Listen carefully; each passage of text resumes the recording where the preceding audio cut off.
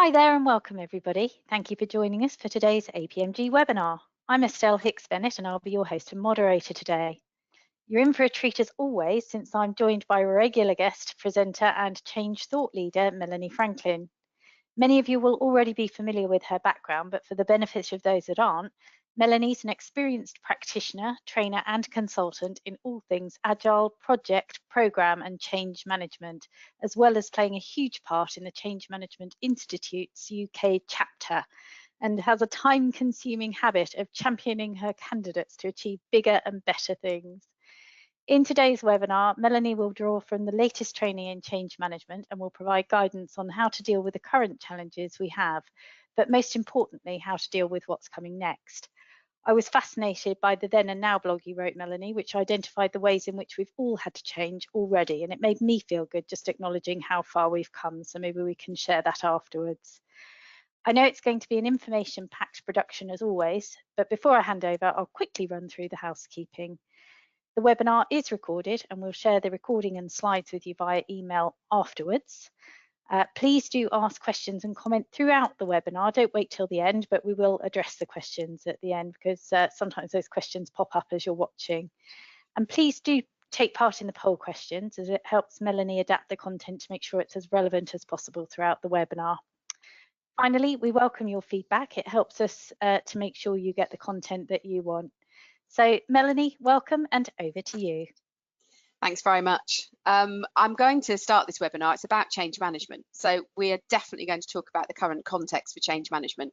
I'm leading a couple of initiatives globally during this lockdown period. I'm living in Spain where the lockdown has been very severe. I'm online for 10 to 14 hours a day, trying to exemplify virtual leadership. So there's lots of challenges that we're all experiencing, and I'm in the same boat as everybody else. But I wanted to reflect on what that's doing in terms of the world of change management. I also want to reflect what change management actually means to make sure we're all on the same page. And then I'm going to look at where we go now in terms of skills development and the benefits around getting an internal capability for managing change. And then I'm going to talk a little bit about what APMG has done in launching the Agile Change Agent qualification to explain where that is sort of fitting into this gap of skills that we have. I'm not going to do a big sales presentation, so don't panic. I'm, as usual, going to share thoughts and comments and trends, but I will do a couple of minutes at the end where I do talk about the qualification specifically. Now, as many of you know, when I start these webinars, I like to try to tailor what I'm saying to what's relevant. So we've got a poll question that Estelle is just putting up right now about the role that you play in change management. So if you could just let me know the kind of roles that I've got, she'll read the results out in just a moment, and then that helps me in thinking about who I'm talking to. Kind of gets me to know you as well, which is nice, especially as we're not sharing video at the moment. So lots of activity going on, lots of activity. So and the other thing I will point out, I have left some of these open for more than one reply just in case, Mel, and I hope that's okay. But so we've got 39% change transformation manager. Ooh, excellent. They keep changing. How is this possible? Sorry, 37% change transformation manager, 3% line management role, 47% project program professional, 16% other. Okay, well, welcome to the others, whoever you are. If you want to put in the chat function what role other means to you, just that's fine, because Estelle will share that with me in just a moment. And the next one, it's the second and final one before we get on to the content, is whether or not you've got any qualifications, because I am going to be talking about qualifications in a moment. So I just thought I'd ask because I'm interested.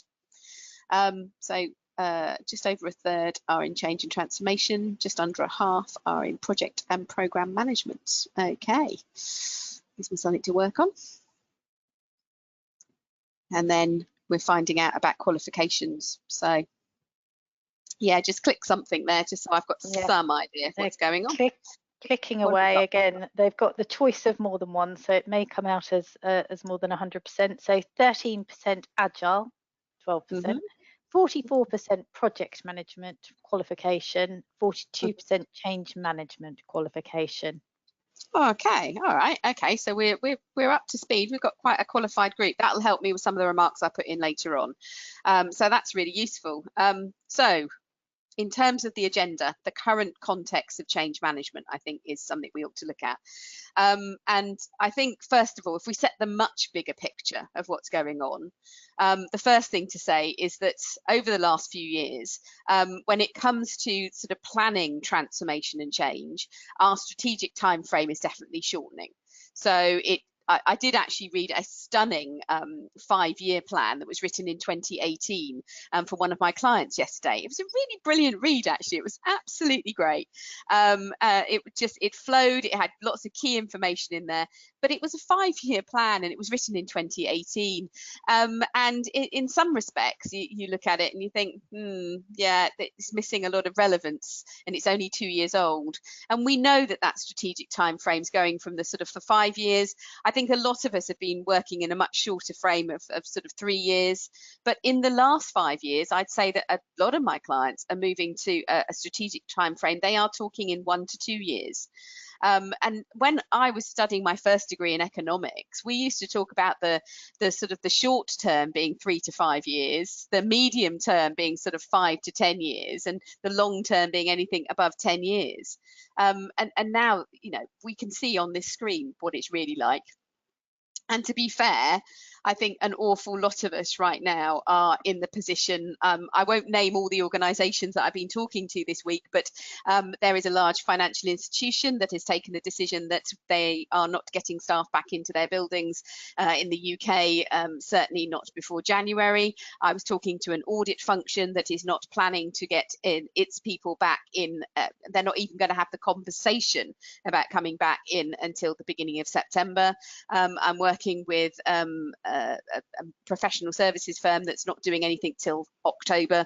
And of course, Google overnight started to announce that they're bringing back around 10% of their staff into buildings. That'll go up to as high as 30% over the summer, but that's about where it will sit from then on, and that 70% are moving into a more permanent working from home role, for which they're going to get $1,000 to pay for sort of desk furniture and other things. So I think we know that there's a sort of short-term sort of time frame that we're working to, and it is incredibly hard to sort of do any sort of planning past that.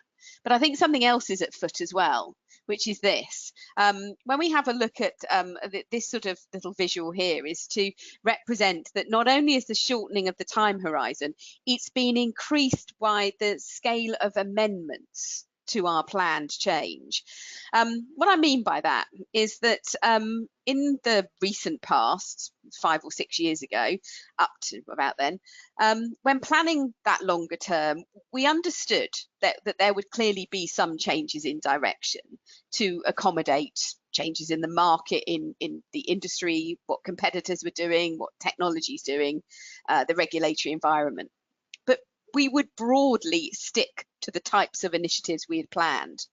But as you notice, I think that not only is the time frame getting shortened, but at the same time, we're starting to see that perhaps the shifts in direction to accommodate changes in the external framework are also getting bigger. You can start to see that there's more wiggle room, and yet more wiggle room.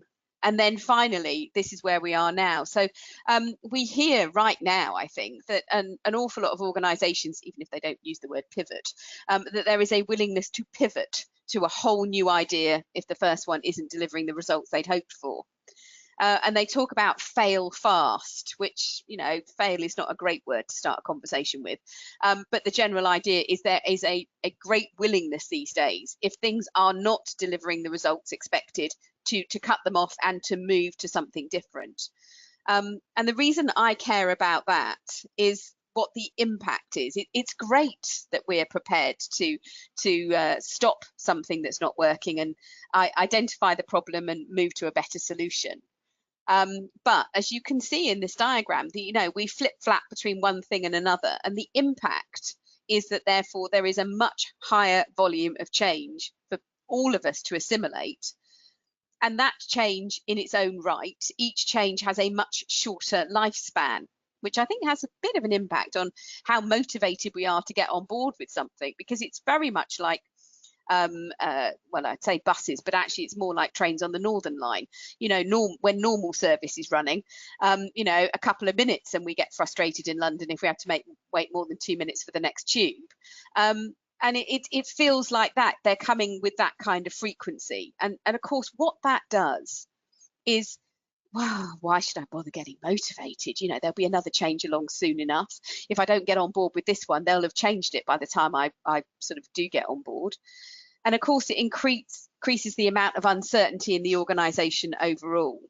So I think that we need to be aware of this is the situation we're at. And I lead a couple of thought leadership groups around the world, who are, one is a CEO group and another one is a Directors of Transformation group. And one thing that interests me is that we are all talking about the fact that perhaps we're getting to that pitch where staff are really, really struggling to cope with the volume of change, and that perhaps one of the things that we need to get a grip on is that we have clarity about what we're doing when we're doing it, so that people find it easier to follow what we're up to. So I think there's some good portfolio management skills underpinning that if we're going to get a bit of a grip. I think something else that I think we're sort of all aware of, though, is on the good news side. I've spoken to an awful lot of people. They are in IT, so a number of them are CIOs, but some of them are directors of transformation, who've all said the same thing, that in the last 12 weeks, or certainly perhaps in the first 4 weeks of lockdown, they managed to achieve more system change than they thought they'd actually get through in the next 2 to 3 years, because the resistance was absolutely overwhelmed by the sense of urgency to make change happen. And if people weren't going to get on board with various virtual online tools, they weren't going to be able to work at all. So that sense of urgency propelled a huge amount of change. So new habits have actually developed. And as the lockdown in so many countries has lasted into about a 3-month period, which is a time at which actually things do become the new norm and it becomes the accepted practice, it's reducing the chance that when we do return to whatever new normal looks like, that we'll roll back to the old ways of working. So that's the good news, I think. But hopefully that gives you a sort of sense of what I think is happening in the wider context. I can sort of see a flashing chat button. Are there any questions or any comments that I need to be aware of, Estelle, that would help? Nothing that you need to be aware of at the moment. I'm just chit-chatting in the background here, Mel. Sorry about that. There was one lady that said on the polls that there wasn't an option for no qualification, so she wanted to highlight that, and people are letting me know where they're listening from. So yeah, so we can go over that shortly if you like. I don't want to interrupt your flow. No, that's no problem at all. Where are people listening from? Just so we get a bit of a... We've got I haven't got that bit in front of me now. It's we've got New Zealand, which I thought, I don't know what time of night they're listening, or in the night time. Oh, and they're all answering now that you've asked as well. So we've got South Africa, Canada, Paris, UK. I did put in the chat to everybody else where they're calling from earlier. US. Well, I'm in Malaga, so the US as well. Well, welcome all of you. I like a truly global webinar. Well, that's great. So there we go. So what's going on here? So the impact on individuals is what we're worried about, and I think that what we need to recognise really is what is change management in a way. And we know that change management is, and I've spent an entire day talking about this with a group, it is both structural or tangible, in that it is the project end of things. And I know that 50% of you are project and program management professionals. So it is about that creation of whatever that new feature, new function. It could be a new policy, a new organisation structure. It could be some poor chap today was responsible for moving into a new building. So it's acquiring the new building and moving everybody into that. So there's the structural piece. but we also know that whatever the new thing is, so let's take the simple one, Microsoft Teams, which I imagine if you're not living on Teams, you're living on Zoom. Let's be honest, you know, there are two platforms that generally have won the way. I know Blue Jeans is used by some tech firms, but generally speaking, Zoom and Teams is it. And that's the structural piece. Our IT departments around the world have done a fantastic job in making sure that we have our accounts set up and we're ready to go. But of course, the behavioural stuff is, how do we change our behaviours? How do we get organised? How do we make things actually happen online? How do I need to change how I prepare things? We went into lockdown in Malaga on the Saturday night, and on the Sunday I'd only flown in on that Saturday morning, and on the Sunday morning I started delivering workshops for my client in the Middle East. So I had very little assimilation time, and I really am at the sharp end of that dip, if you like, because that morning, if I had been delivering my workshop in a face-to-face situation, and I was fully expecting, by the way, instead of flying home to Malaga, to have flown to the Middle East on that Saturday, but had I been in my big work room in the Middle East with my lovely man who brings me lots of cups of chai quite regularly, lovely milky chai, I would have just grabbed my stuff from the hotel in the morning. I might have been a bit jet lagged, but I would have stumbled into my workroom. There's my flip chart stand, there's my cable to plug in to show my slides on the big TV screen behind me, and off I go. And it's all that unconscious competence that we talk about. But of course, what I had to do instead on that Sunday morning was I got up in the middle of the night. It's still pitch black. My dog's still asleep at the foot of the bed. And I'm struggling to get all of my stuff ready. I'm rehearsing things. I'm trying stuff out on Teams. I'm worried about things because it's all brand new, and I'm worried about how it's all going to work. And therefore, I'm learning new behaviours. I'm learning a new habit. I'm putting in place new ways of working. And of course, there was the structural stuff about getting the Teams account set up, and we had some rehearsals on the Thursday when we realised that the borders had been closed. And so that project to actually make sure that the licenses were in place, that we had access, was one thing. That was quite stressful. But it was nothing compared to the stress of trying to work out how it was all going to work. And of course, that's the thing, isn't it? That actually the impact on individuals is the amount of change they're subjected to at any one time.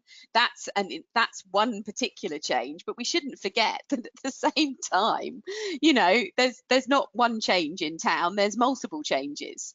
And they're all running at different paces, all at different stages. And so what we have is that, you know, everyone is subject to these multiple changes from multiple sources. And it's not surprising, I don't think, that change management is becoming the sort of, it's almost like this is the democratization of the skill set. It's becoming such an important thing. And the impact that the reason we've got to support people with an ability to lead themselves and others through change is that, you know, what's really happening through this sort of structural and behavioural piece is that there are sort of three stages where, first of all, people are going, what am I trying to live without? What's going on here? What am I trying to remember not to use? What have I got to remember not to do anymore? And then, oh, what am I practicing today? What do I need to learn today? How do I have a go at this? What if I make a mistake? How do I pick up the pieces? And then finally, right, what am I trying to bed down here? What do I need to make sure is my absolute new habit? What's the new norm around here? Who do I need to tell? Customers, suppliers, whatever it is, that I'm working on the new norm, you know? So there's this impact is that the amount of mental energy that's being required, that we really are pushing people to the ends of their ability to cope, because that is just ratifying one particular change. And at the same time, of course, an awful lot of people within the business are, in fact, their day job is run the business. So the majority of their time is given over to whatever task they do for our organization, whether it's selling, whether it's servicing customers, whether it's doing the financial reporting. And what we're sort of laying on top of them is they've got to find this additional time to help create new ways of working. So I think there's the impact on individuals from not just one change, but multiple changes, and the psychological impact of actually sort of what's happening to these people is absolutely huge. It means, I think the ultimate conclusion I'm drawing from this is that we need to get really good at managing change. Change cannot be seen as this big thing that's perhaps managed separately from day-to-day work. We actually need to sort of perhaps bring the two together. We need an approach that enables those who are impacted and who've got the day job, that they can easily follow something, and that they can easily sort of adapt part of their work while still delivering excellent levels of service on the rest of their responsibilities. So we really are, I think, at the forefront of saying we need to democratize change management skills. They're no longer held by a small group of professionals, but they are a core competence. They're held by everyone because everybody is impacted by change.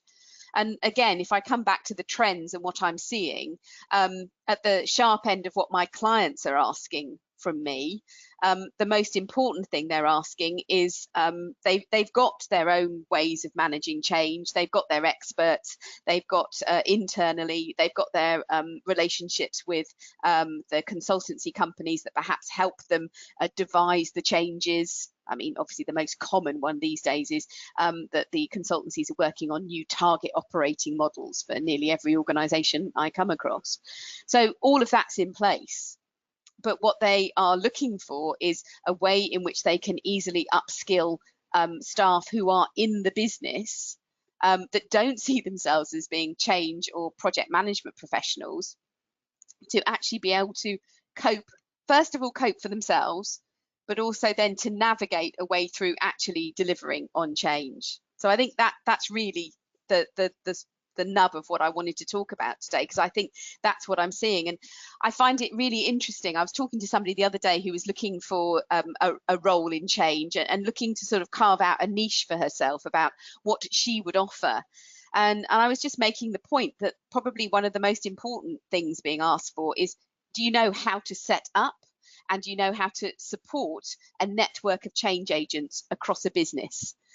So do you know how to transfer your ability to manage change to others? Can you build that capability in others as quickly and easily as possible? Because we must never forget, they've already got a very busy day job. So what I wanted to do is I wanted to talk about and make sure that my remarks sort of reflect what you think the biggest pressures are for those impacted by change at the moment. So I've asked Estelle to put this poll up because I'm starting to look at things around fatigue and being overwhelmed, but I'd really be interested in your thoughts as well. So let's give that a bit of a go. Okay. So the answers are starting to come in. So and I do appreciate some of you are saying that you can't click on the poll answers, and I'm so sorry that you're not able to do that. Our apologies. I don't know how to help you. I think it's because you're from mobile devices. It does mean that the polls don't work on mobile devices. So if you happen to be on a laptop, you're probably in the clear. What have we got? So we've got 18% finding the time to take part, 37% feeling fatigued by unrelenting pace of change, 30% not knowing which change to prioritise, 10% finding the time to practice new ways of working. We've got 3% other. Let me have a quick check in the question. So I'm going to close the poll now. There we go. Let's have a look at those questions. Might be worth mentioning that to others. Oh, he's saying his is he's on Windows and it's now working. Okay. All right. Okay, that's good. Sorry, being able to balance between work and life is the other. Yeah, balancing work-life balance. Yeah, and other comments here on the polls. Okay, that's lovely. So yeah, I think the other response was balancing work and life. And I think that's actually a very interesting one, because at the end of the day, I think that I've been running an informal poll for years, which is around how much time are people spending on their day job, the run the business day job. And you will find that a huge proportion of staff are spending more than 100% of their contracted hours. The average seems to be 130%. And so, in other words, they're doing a lot of extra hours already. So when we talk about that balance between work and life, what tends to happen with change is, of course, that the time they need to spend on actually dealing with the left-hand side here of trying to assimilate change is from their own free time. We know this, don't we? People come in early, they stay late, and they work through their lunch breaks.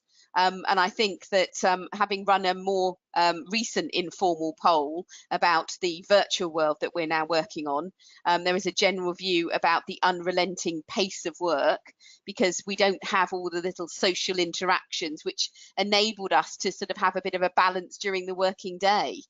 So that balance has gone. I never realised, how my stress would go down a little bit when I sort of mooched off to the office kitchen to make a cup of tea and met colleagues in the kitchen, had a bit of a natter with them, and then went back to my desk. That gave me a bit of relief, which certainly here working from home I don't get. Probably like you, I have back-to-back meetings all of the time.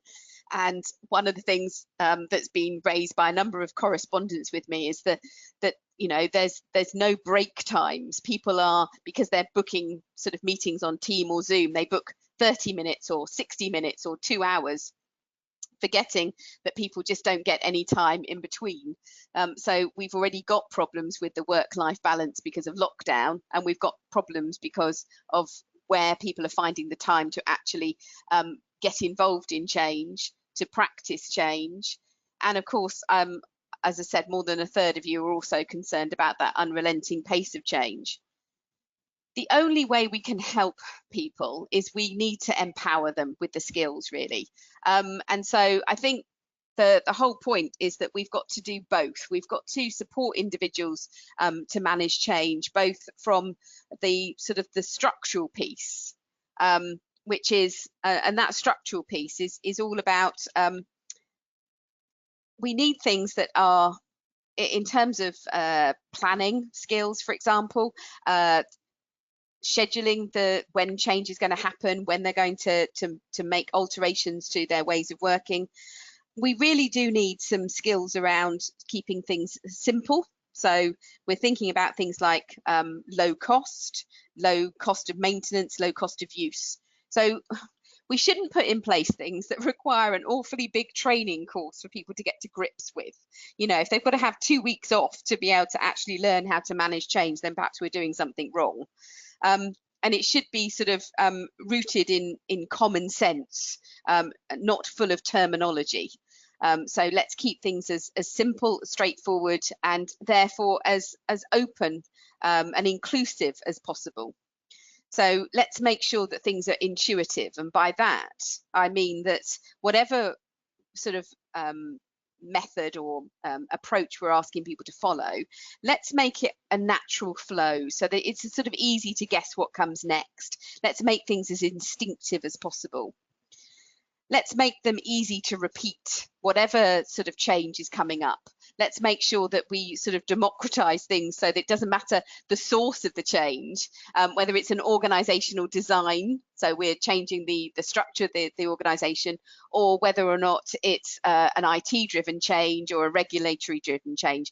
It shouldn't matter where the trigger for the change comes from, and it really shouldn't matter what the change is actually going to be, because it all ends up with the same thing, is that people have to change the way they work. They might have to prioritize pieces of work. They might do things on a different day, earlier in the day.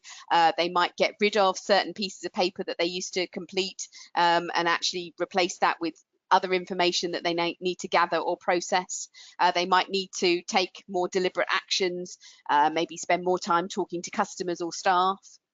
So whatever the change is, whatever its source, people still need to change their ways of working, and there's there is a commonality across that.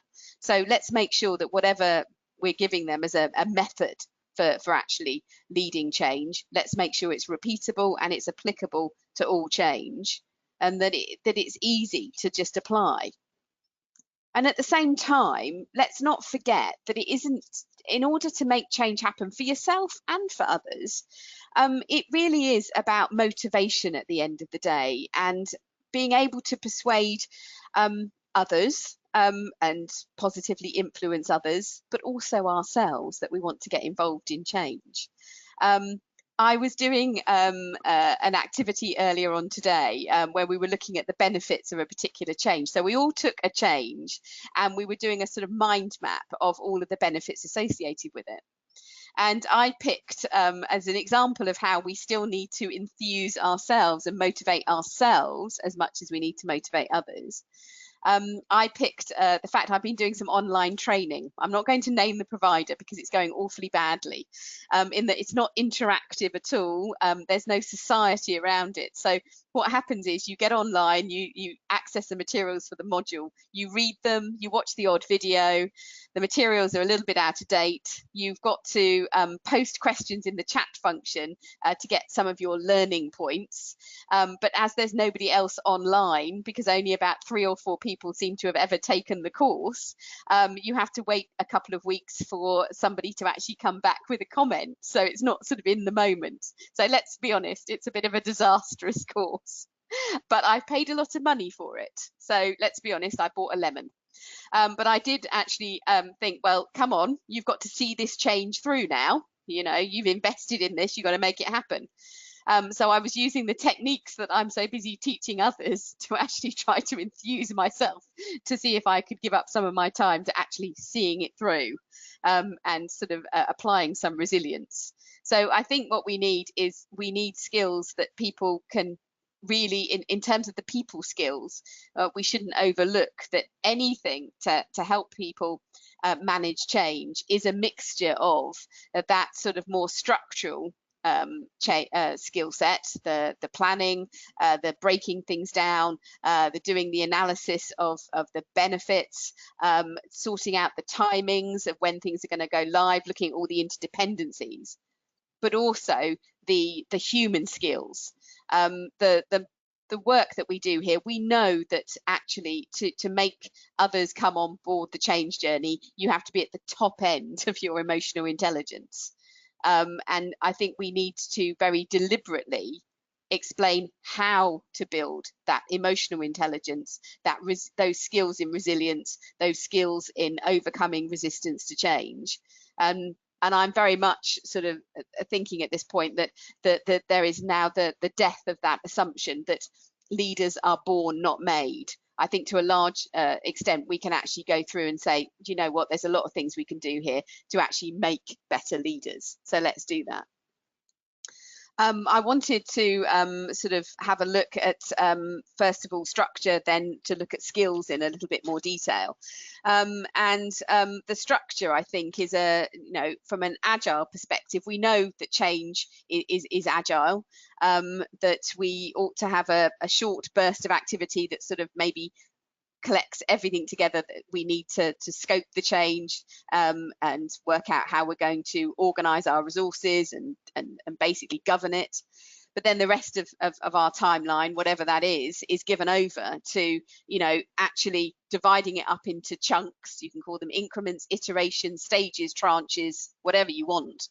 But we break that change up into actual deliverables, key outcomes that will make a difference, both tangible and behavioural. So let's give people a simple sort of roadmap like this. Let's divide that roadmap up into, within there sort of sprints or sort of time boxes where people can actually get the work done. Let's keep it as simple as possible so that everybody's going, well, this is easy to follow, and I didn't need to be an expert in either change or project management to actually sort of make this happen. I think we can boost this with really simple skills, things like the Moscow prioritization technique. and actually building that muscle where people are very good at looking at all the things they might be able to do and actually hone in on the things that actually deliver the greatest value. So what is a must-have? I do an exercise with my groups a lot, which is around, right, let's just take a couple of minutes and brainstorm our to-do list. Right, if you could only pick one of those things, which comes back to the person who talks about a balance between work and life, if you could only fit in one of those things before the end of the week, which one would you pick? And let's debate the reasons why, so that people practice actually picking out the things that deliver the greatest benefit, that make the most difference, and don't beat themselves up about the fact that they have to cover everything on their to-do list, because they can recognize that there are some things in there that they should be doing, but there are others that are could-haves. And in fact, there are quite a few ideas that probably could be categorized as won't have this time, because they're nice ideas, but they're just not that relevant. And so these are very simple sort of structural techniques that people can use to sort of get a grip on the overwhelming feelings that they're actually dealing with. The mind mapping technique I was talking about in terms of boosting my motivation is the benefits dependency network, where we map, if I automate a process, that will take steps out of the process, that will shorten the process so that we need less people to do the process, it takes less time, it costs us less money. It's a very simple so that technique. Easy to do by anybody, very intuitive, but what it does is it quickly pulls out of people's heads all the reasons why something would be worth doing. And of course, what we're looking for there is to use that as the sort of motivational tool, but also it helps them with their prioritization again, because when they start to realize what activities deliver the greatest benefits, they start to put those at the top of the list, and they become a lot more confident about perhaps abandoning things that maybe you feel a guilt that you should be doing, but actually they don't deliver that much value and it's not the greatest use of your time. So I think there are a lot of structural skills, starting with how do we allocate whatever time frame in which we're going to make change. How do we make sure that we've sort of maybe divided that up? If I've got to sort of get something up and running in the next 10 weeks, how might I divide that up? What should I have achieved in the next 2 to 3 weeks? What should I achieve a couple of weeks after that? What should I achieve a couple of weeks after that? People don't need to know that that's based on the sort of the agile sort of time frame. They don't need to know necessarily all the technique, but they just need to understand that there is something in there that says, okay, this is a way of getting a bit of a grip, and therefore I feel a bit more in control, and therefore I feel a little less stressed. So I think there is something about both the structural and what we're going to look at now, which is the sort of the emotional intelligence, the skills piece, that is actually a contributor to sort of mental health. So the skills piece, we've been talking about this. It's about building your own awareness, which is the starting point of any emotional intelligence. Self-awareness leads to self-management. Because you can take the decision if you understand how you come across to others and how you behave, whether you want to tune yourself up or down a little bit, depending on what's going on. And a lot of techniques around personal leadership, how we can build our sort of social capital, how we can get more authority, not hierarchical authority, but that people will listen to what we have to say and be more willing to sort of follow our lead, because we're coming across as credible, reliable and trustworthy. And then from an environmental point of view, can we create a sort of local culture that provides sort of reassurance, encouragement and motivation for ourselves and for those around us? So I think there's a lot we can do in terms of those emotional skills. We can look at deconstructing, when you're sort of trying to engage with somebody and you're trying to build a relationship, that perhaps some active listening skills, when you fully focus and you walk in the shoes of somebody who's talking to you and you really listen, how much better your relationship is, how the trust builds up, and actually that there are practical things that you can do to build trust. Active listening is one of them, but also things like doing what you said you were going to do and repeatedly doing that, so that actually a consistency and a regularity builds up. Being versed in your own values, understanding what is acceptable behaviour and what isn't to you, and holding true to that. You know as well as I do, the people we don't trust are the ones that have good days and bad days, because you take the same problem to them on 2 different days and you get 2 very different reactions. That does not lead to trust. So I think there's enough out there that we can actually build a very simple sort of skills transference in building up people's emotional intelligence, and therefore creating the empathy that they need to get others to sort of want to follow their lead. So I think whenever we're looking at what are the latest trends in change management, I think we've developed, because I think we know that there's both the structural and the sort of the skills piece that we have to bring together. And we know that this balance is incredibly important. If we sort of, we're back to sort of run the business and change the business. So we know that people are already sort of straddling that. But the things I've just talked about in getting that balance of structure and skills together is the organisation and the individual gains a reduction in stress. You know, it stops us pretending that all roles remain unchanged. As the pace of change has increased, we have demanded that staff develop an ability to lead themselves and others through change. But perhaps we haven't reflected this in their job descriptions and the way performance is managed. So we expect them to do both of these, but only maybe recognise their achievements in run the business. And I think that what we can do with the structural and the skills piece is we are actually training them for the role that we've been expecting them to perform for the last God knows how many years.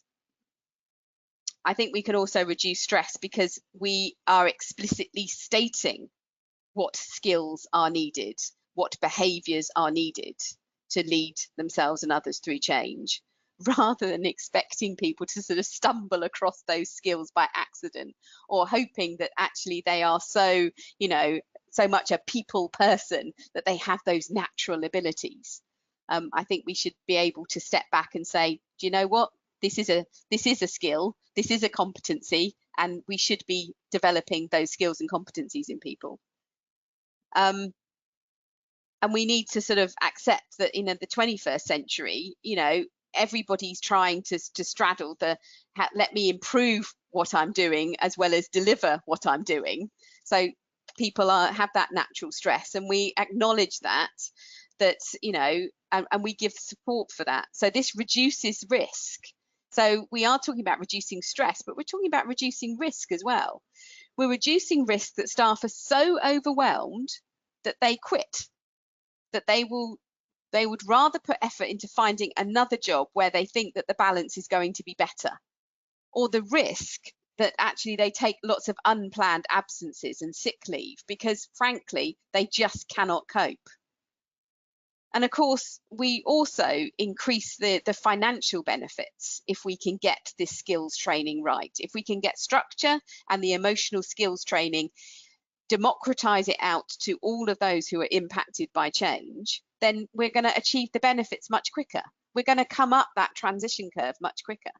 So I passionately believe that change management is there's a huge number of mental health benefits, but you know, I'm enough of a capitalist to recognize that those mental health benefits do something rather fantastic for the bottom line of an organization, because it means that we get the change that we want in place as soon as we can. So we get earlier and increased return on investment, and we reduce the costs of all the problems that we run into.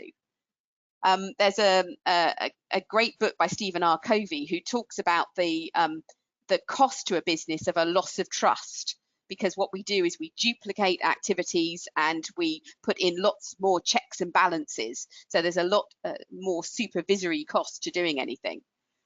And I'm thinking that we probably ought to write the book that says, you know, the cost of not having change management to a business is absolutely huge. I mean, one of the obvious things is if we manage change really badly, as we know, we spend an awful lot of time firefighting and trying to put out negative rumours rather than actually being able to get on with the new ways of working. So the sooner we start sort of putting this on the curriculum of all management development programs, that it becomes part of our sort of graduate induction and onboarding of any staff member, the better, I think, for the organisational sort of health. Who needs these skills? Well, I think knowing that 50% of you have come from the sort of project and program management background, recognizing that on the left here, we have all of those sort of in the natural hierarchy who are in run the business. And then there are those of us on the sort of on the professional side who are, you know, I put the project manager there doing both the structural and the behavioral change pieces, but you know, we've got professionals who are there. We hire people to work as business analysts and developers and project team members to get the deliverables created. But of course, to achieve, you know, this tangible change, we need those dedicated project resources, but we also need to draw on our colleagues in the business and their real world experience. So really what we're doing is we're trying to train this hybrid team, which is both the project side and those from the business. And I think when it comes to change management, we need to sort of recognise that, you know, everybody's time poor.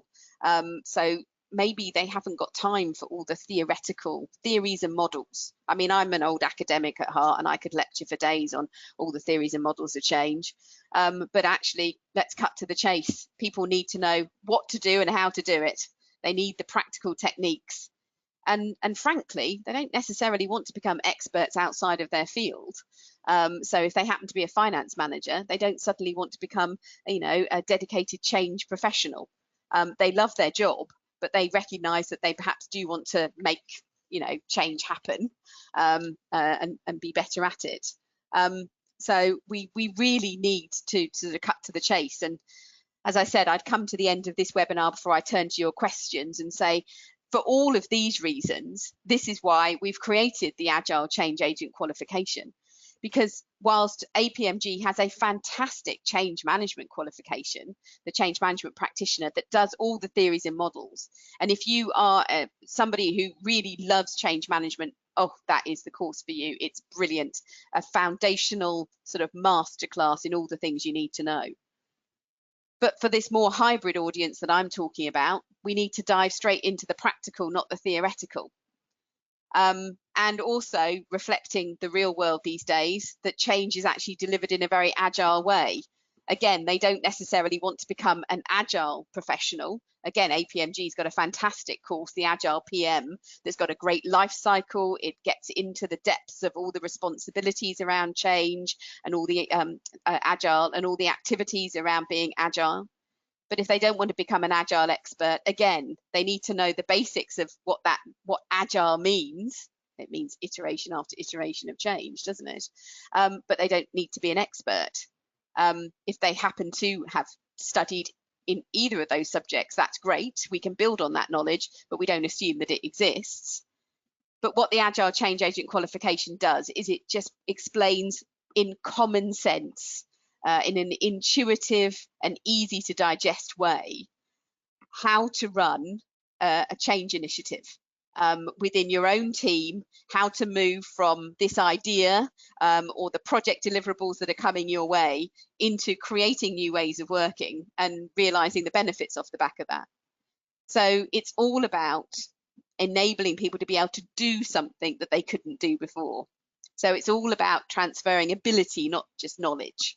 This is not a reading aloud course. So it's all about the techniques, it's about the checklist, the questionnaires, the templates, and very much though the techniques and practicing those techniques. And I thought what I'd sort of leave you with, I couldn't sort of ignore, I could go in, I'm not going to do a big sales pitch on the Agile Change Agent course. What I wanted to do with this webinar is sort of bring us all up to speed on maybe what's really happening and the need for democratization of change management skills.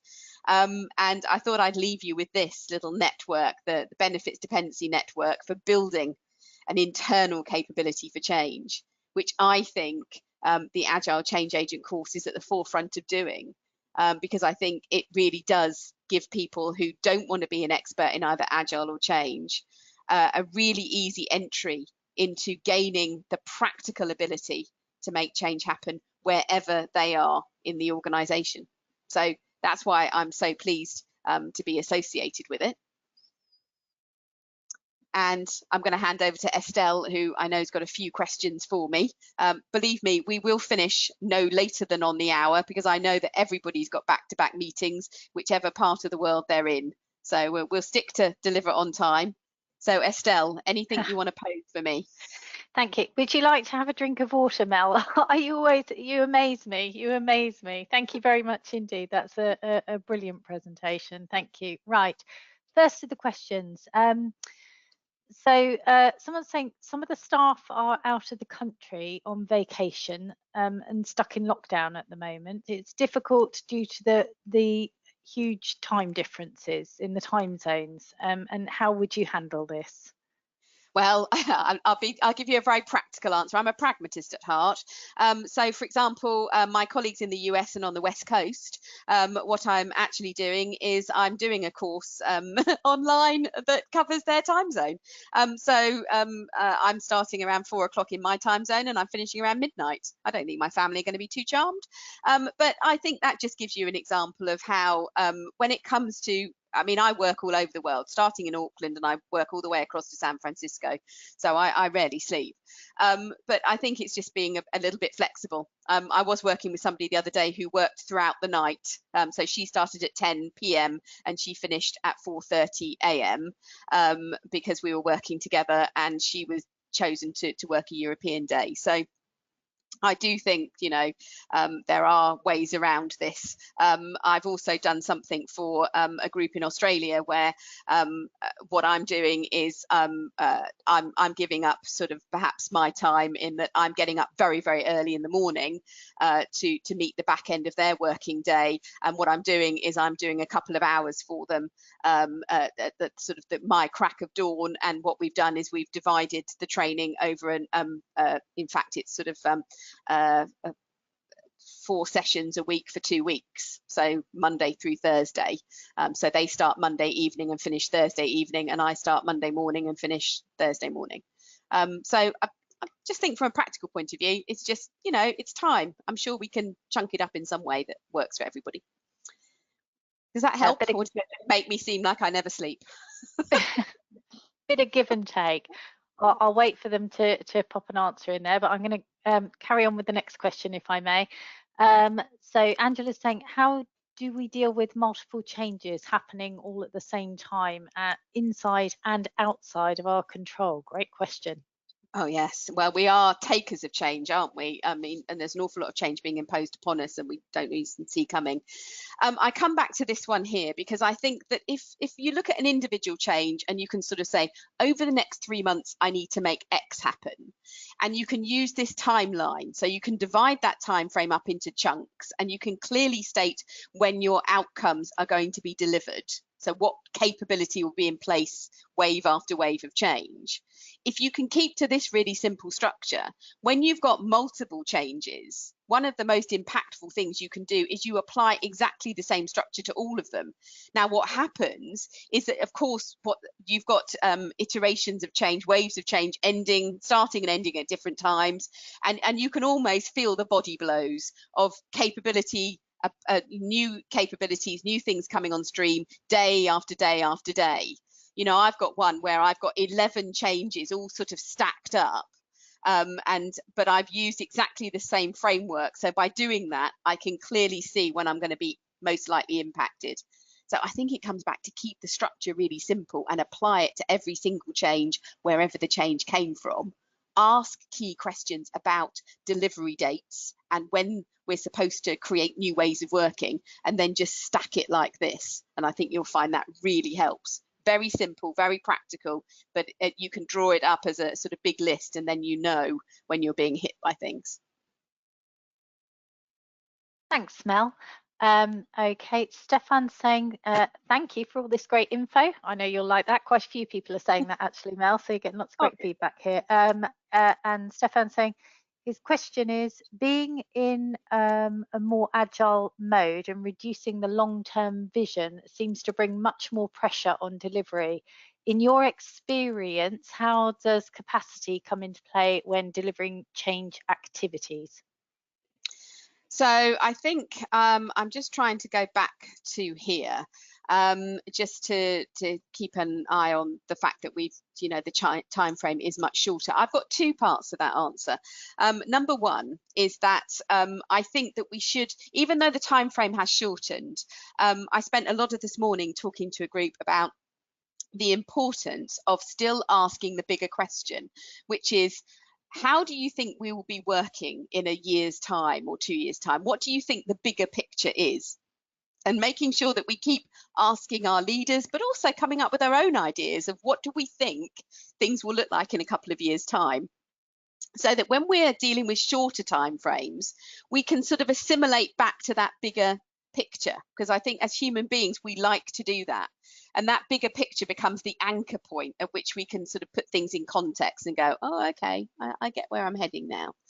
And you can do the same with your own career development, to be honest, because you think, well, in 3 years' time, where will I be working? Maybe what kind of job might I be doing? And therefore, maybe what in the short term are the things that are most important to me. So I think that end goal is quite important. I think in answer to your resourcing question, again, I'm going to come back to the time frame one that I've just used and say, if you stack all of these sort of roadmaps one on top of the other that sets out sort of what's happening change-wise, and you just start to map on there who's impacted, I think, as a human being, if you get past sort of 3 or 4, which are all impacting the same people, I think you already know that you've got overload. But it's, again, a really quick way. I can draw those up in a board meeting and just sort of stack them, if you like, stack them and rack them, as they call it, to actually see all the different changes. And I can just point out to the board, stop having ideas or kill off some of your existing ideas if you want this new idea to take place, because people are overwhelmed. And I think there's something in there about visually actually sort of being able to do that. So some kind of heat mapping would be a good idea. Okay. Probably another question or two maximum. Sorry, Mel. Yeah, we've got I think 3 more. They keep keep adding in. Well, I'll stay online, but those who leave, you can always pose questions to me afterwards via LinkedIn or Melanie at agilechangemanagement.co.uk. So I'll stay online then, Estelle. Off you go. Okay, I will make sure that we send your contact details out to everybody. Can we do one last one before? Yeah, no, go ahead. Yeah, go and ask all the questions you want to ask. Okay, so this one is quite a vulnerable question, I think, and I think this is really, really brave of you to say. So thank you very much. I'm not going to do a name. She's saying she'd like to understand whether the Agile change agent qualification is appropriate for leadership as opposed to management level learners. Is there a qualification more suited to a VP director level learners, i.e. been driving leading change for a number of years but doesn't have any qualifications? I think that's a great question. Well, if you have been leading change and you really want to dig into change as a specialist subject, I absolutely recommend the Change Management Practitioner. I love that syllabus. It's aligned to the body of knowledge of the Change Management Institute, and I'm sure Estelle won't mind me saying about it, even though we're talking about Agile Change Agent. However, I will say that I have trained the Agile Change Agent to CEOs and the board, and they've all learned something. They've all found it absolutely gripping. But I've also trained it to people who know absolutely nothing about change, and they found it equally as useful and have learned new things, but they've learned different things. So I think that there's enough in there that people can sort of open to interpretation. But if you really want to sort of dig in and say, do you know what, I'm an expert in change, I can't recommend the Change Management Practitioner enough. I think it's a great course. Brilliant, thank you, Mel. Okay, Salem says, can the skills be learnt, or is it a personality? And what if we are very directive? Can this be changed? Yes, it can. These skills can be learned. You can learn to moderate your behaviour.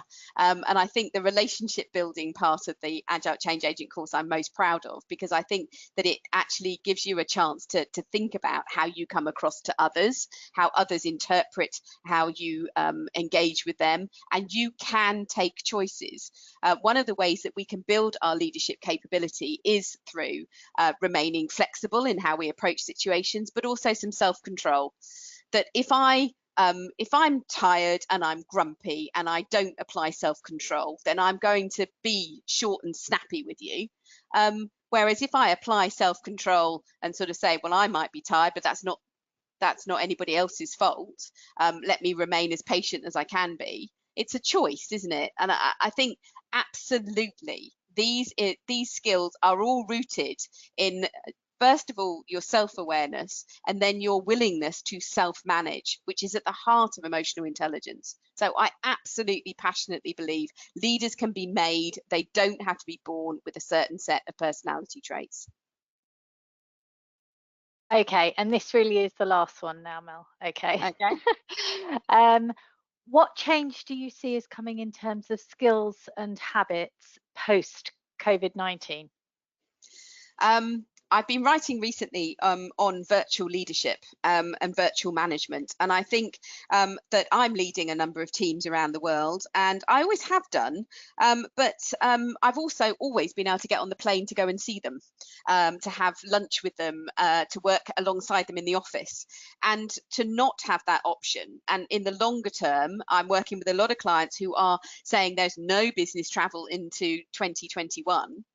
I think that virtual leadership and the ability to manage ourselves and our time when we're online and it sort of feels unrelenting, but also to be able to work effectively with people that maybe we've never met, or have met but haven't seen for months, is a very different skill set. And I think a lot of people are being really tested by it. So look out for more stuff. I'm going to keep writing about it. I think I'm doing a podcast on it in the near future. So we will.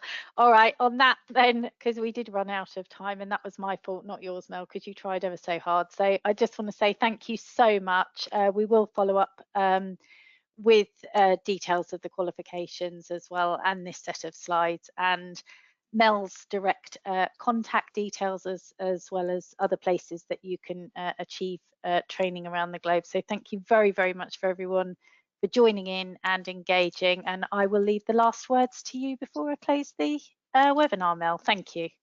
Well, if you thought this was useful and you thought, oh, I wish my colleague had heard about this, I'm doing this again tomorrow at 8 o'clock UK time. So in about 12 hours time, I'm doing it all over again. So you could send them the recording, or you could tell them to join in live. So if they want to join me tomorrow morning at 8 o'clock UK time. Take care, guys. Have a good evening or morning, depending on where you are.